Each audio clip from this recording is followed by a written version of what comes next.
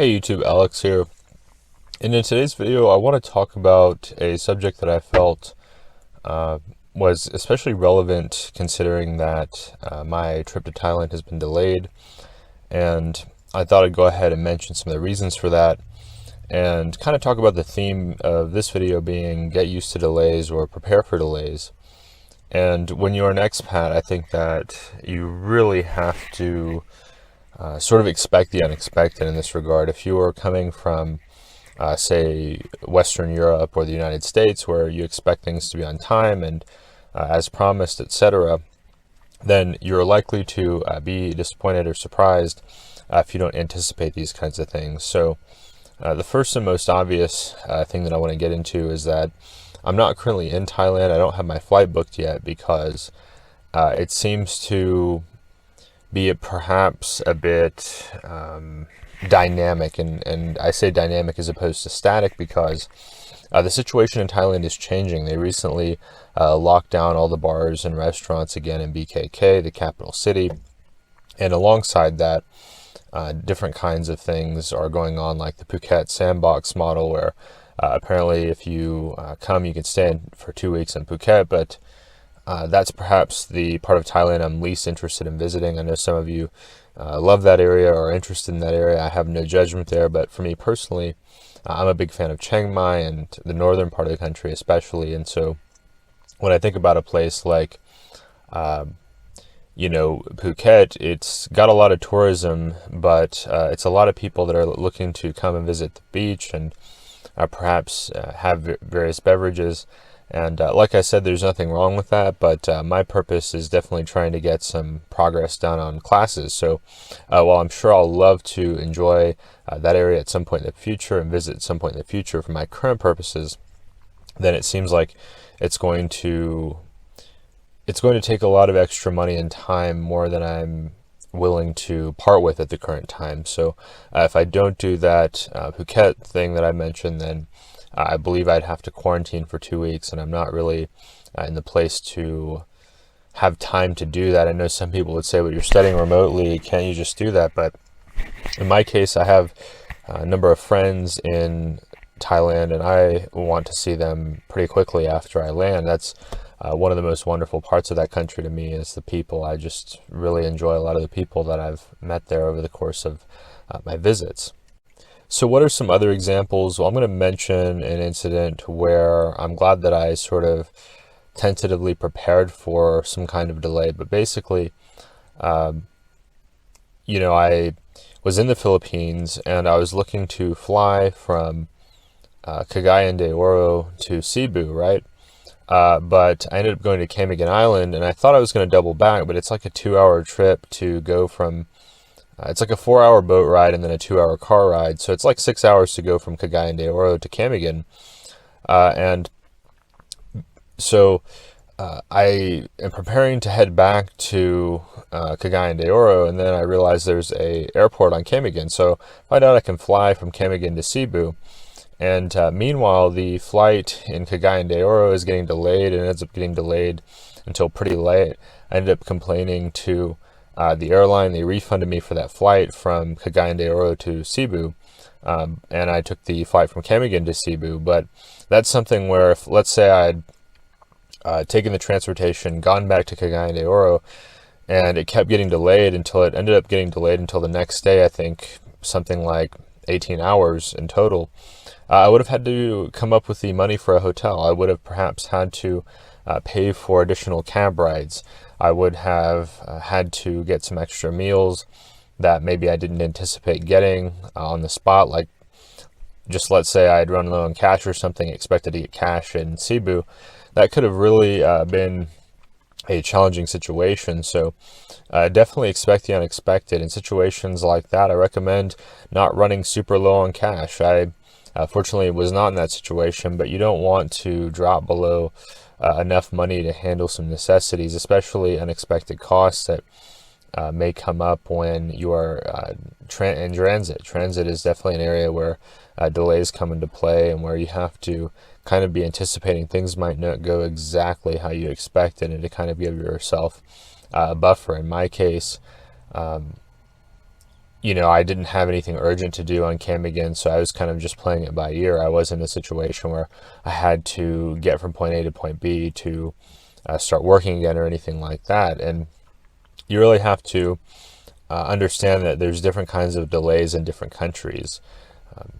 Things get delayed for different reasons, and there's really a big variety of reasons as to why you might experience a delay, but it's something that if you're not used to kind of having that kind of experience in the US or wherever you're from, that you need to have some things to occupy your time in that case.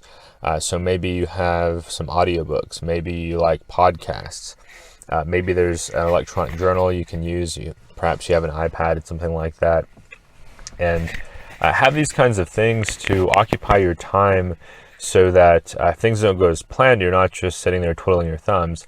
Maybe carry some extra power banks. I'm a big fan of power banks because for me, it's the only way to guarantee I'm going to have multiple charges on my phone and camera, other devices, even if, for example, I'm in an area with no power outlets. And sometimes that happens, like in the Lima airport, for example, I had to walk quite a ways to find a free power outlet. So it really came in handy to have my power banks. The next thing I'm going to mention here is kind of emotionally prepare for delays. I know some people have a tendency to get really frustrated or impatient when things happen, but understand that often the cause of the delays is not the person in front of you. Perhaps you're dealing with a airline attendant, or you're dealing with some kind of security personnel. Understand that a lot of times they're not trying to give you a hard time just to be a jerk, but rather that they're attempting to do their job and follow instructions as they've been told. I'm not going to say that's always the case, but I try to give people the benefit of the doubt and really try to stay cool and calm and build in a lot of time for this.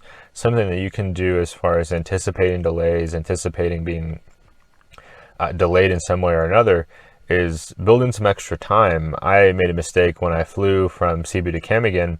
I flew into Cebu from, I think I flew to China, Shenzhen, and then I flew from Shenzhen, China to Cebu. And then I only had like 20 or 30 minutes from landing in Cebu to get on another flight to Camiguin. And of course at security, they held me up looking through my things, and turns out the domestic terminal is not the same as the international terminal at Cebu. So I had to get on a shuttle, and fortunately the airline attendant chaperoned me. This is how wonderful the people are in the Philippines. He chaperoned me to the airport terminal where I needed to get on the flight from Cebu to Camiguin, and I was like the last person that boarded. And so they really did me a favor by waiting for me to board. He even escorted me through security and kind of waited as the security guy looked through my stuff and figured out, nothing was amiss. And it was just all around, a lot of stress where, if I had anticipated something like that, I did in the research, then I wouldn't have booked such a close flight there. I think the challenge that day too was that I would have had to have flown like 8 or 10 hours later, and I didn't really want to sit around Cebu Airport for 8 or 10 hours. It's kind of far from the center of the city. It's on Mactan Island, which is a different island than the main, and so it's not really feasible to just take a quick cab ride to town and have fun all day and then take a quick cab ride back. You're talking, in some cases, like in my case, it took me 2 hours to ride in the cab from Mactan Cebu Airport to the IT park area. It doesn't look very far. It's not that far in miles, but because traffic can be quite bad, then that situation took quite a bit longer than anticipated. And so, even if you're thinking, oh, well, I'll be fine. It's 30 minutes. It's domestic. Well, consider, like in that case, there's a different terminal. So I had to take a shuttle bus. Then I had to go through security again. And these things can really take longer than what we would like. And so be prepared for that. Give yourself, in my mind, at least an hour and a half for layovers, and particularly international layovers, and at least 2 hours before your flight's supposed to leave.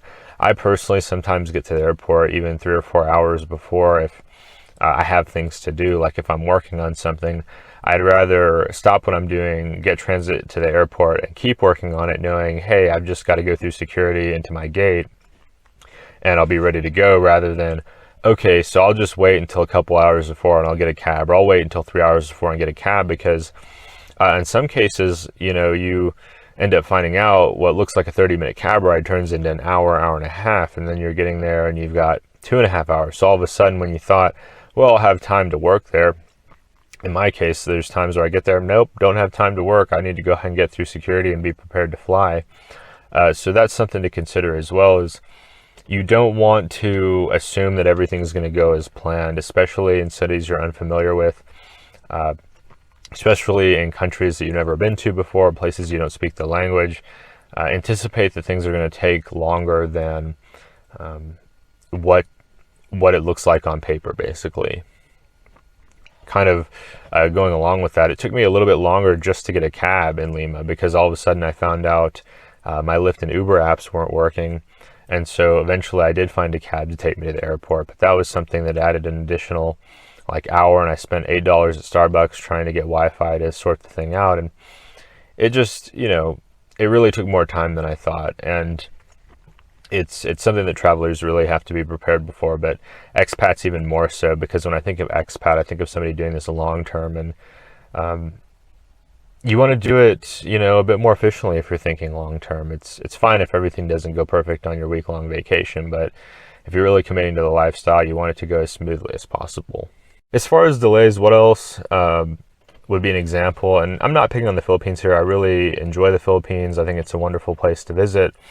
But like it's an example, some of the things that look like they're only going to take an hour or two take a lot longer. You really want to confirm how long things take. So as an example, I took the ferry from a port in northern Mindanao to Camiguin, and after about an hour, it looked like we were getting close to Camiguin, and I'm like, oh wow, this ferry ride's only an hour and a half. Then I find out we're not going into port on the close side of the island. We actually need to go to the far side of the island.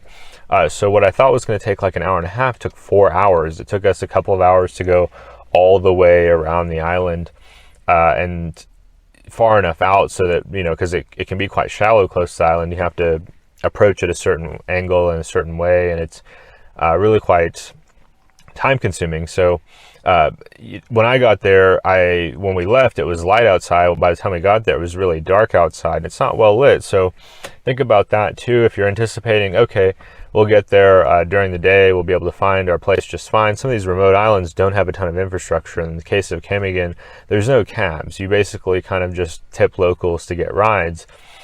So it wasn't like I got there and pulled out my Lyft or Uber and called it and then got to where I was going. I go to get on a Jeep, and then the Jeep's saying, oh, well, we're going the opposite direction, because I booked a ticket where that included the ferry and also the transportation from the port to hotel. So he said, we'll go with this other guy, this local guy. He's going in the direction of your hotel. And so he takes me in the direction, drops me off. It's really dark outside. I can't see very well.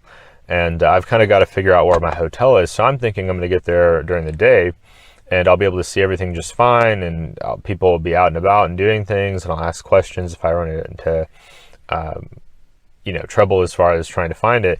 And there was none of that, and so it took me quite a bit later. I think I anticipated getting there at 7 p.m. I think I got there at like almost 10 o'clock at night. I got checked in. So it's certainly worth considering if you're looking at some, especially some remote places, that delays are inevitable, and that you really got to have some kind of plan in action, so that when that happens, you've got things to do and you've got ways to address it. Perhaps you get caught up on emails. I know that that's one thing I've found to be a great way to spend some of that time, if I have Wi-Fi or data, is to do some of these things that can be kind of cumbersome or time consuming, but it's much better than just doing nothing for the duration. So anyway, sometimes I need a break and I just kind of chill and don't really do anything. Sometimes I'm tired from traveling, and I may just chat with friends. But I hope this video has been helpful. I kind of wanted to discuss delays, how they might come up, some examples of delays in my own travels.